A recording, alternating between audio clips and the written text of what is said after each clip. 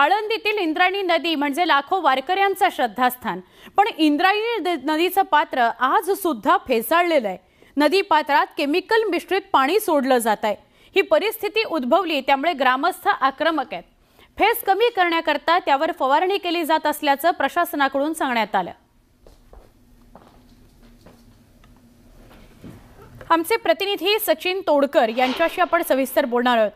सचिन, हा फक्त आत्ताचा भाग नाहीये, तर अनेकदा असं बघायला मिळालंय की इंद्रायणीचं पात्र हे अनेकदा फेसाळलेलं असतं, त्यात केमिकल मिश्रित पाणी असतं, प्रदूषणयुक्त असं हे पात्र झालेलं आहे। काय सांगाल?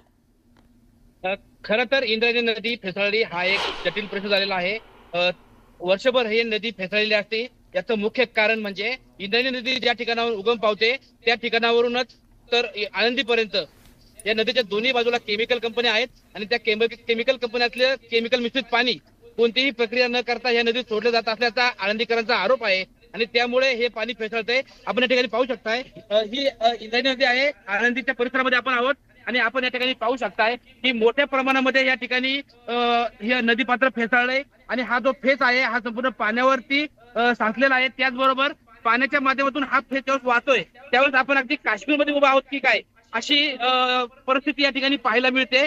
खरं तर इंद्रायणी नदीच्या नदी सुधार प्रकल्पासाठी शासनाने मोठा निधी मंजूर केलाय आणि हे प्रकल्प हाती घेण्यात आलाय, मात्र त्याच्यावरती कोणतीही कारवाई करताना दिसत नाही।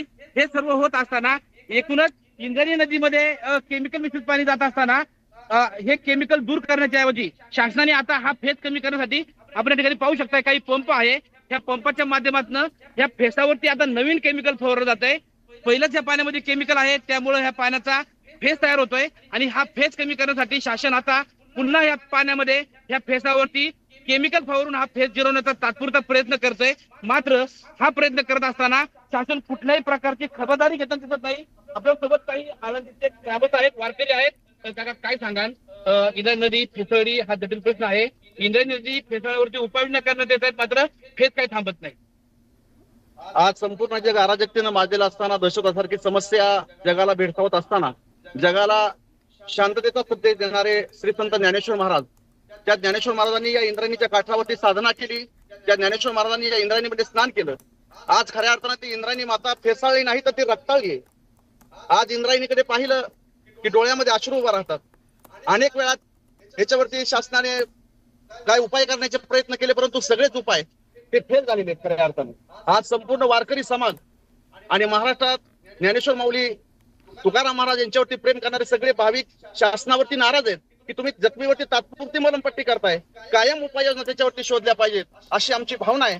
आणि त्याकरता वारकरी संप्रदायातून म्हणा किंवा पंचक्रोशीतून म्हणा सहकार्य करण्याची आमची भावना आहे। फक्त शासनाने आम्हाला सोबत घेऊन याच्यावरती तातडीने उपाय करावेत। हा जो प्रश्न आहे याच्यावरती तात्पुरती मलमपट्टी न करता याच्यावरती ठोस उपाययोजना कराव्यात अशी वारकऱ्यांची भावना आहे। इथे सामाजिक कार्यकर्ते आहेत, काय सांगाल?